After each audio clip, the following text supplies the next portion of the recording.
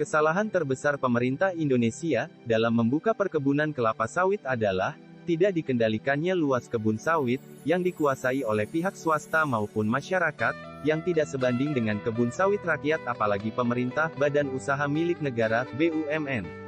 Perusahaan swasta sendiri mendominasi perkebunan sawit dengan luas lahan 7,7 juta hektar ha, atau 54% dari total luas lahan sawit yang ada di Indonesia, berdasarkan data dari Direktorat Jenderal Tanaman dan Perkebunan, Kementerian Pertanian Indonesia.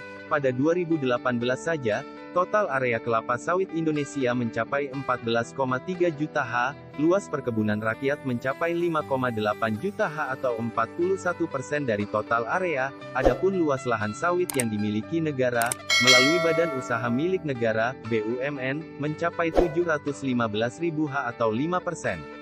Jika dilihat dari kinerja produksi yang dihasilkan, swasta paling banyak memproduksi kelapa sawit sebesar 26,5 juta ton atau 51%. Selanjutnya perkebunan rakyat menyumbangkan 14 juta ton CPO atau 33%, sedangkan perkebunan negara hanya 6% atau 2,5 juta ton CPO.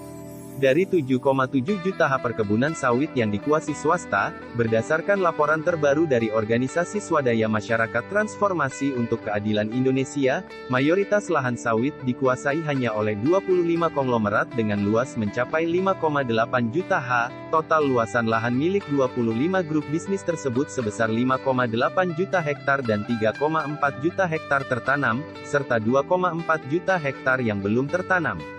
Perusahaan yang dimaksud diantaranya adalah Jardin Matheson Group, DSN Group, Tanjung Lingga Group, Sampurna Group, Rajawali Group, Sungai Budi Group, Austindo Group, Sinarmas Group, Wilmar Group, Salim Group, Harita Group, Surya Dumai Group, Kencana Agri Group, IOI Group, Genting Group, Bonsieu Group, Batu Kawal Group, Anglo Eastern Group, Musim Mas Group, Royal Goldea Eagle Group, Darmex Agro Group dan Triputra Group. Tentang cipta kerja, secara ekonomi, pemerintah juga diuntungkan dengan perkebunan sawit yang dikelola swasta, karena korporasi sawit ini juga dikenakan kewajiban membayar pajak dari saat mengurus pelepasan kawasan hutannya menjadi HGU perkebunan sawit, hingga kebun sawit menghasilkan CPO.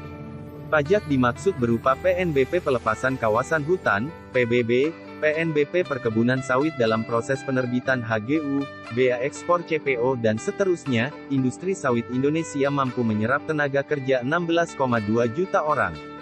Dari statistik perekonomian, komoditas sawit berkontribusi 3,5% dari produk domestik bruto, PDB, menurunkan inflasi 1,75% dan jumlah belanja negara 1,74%.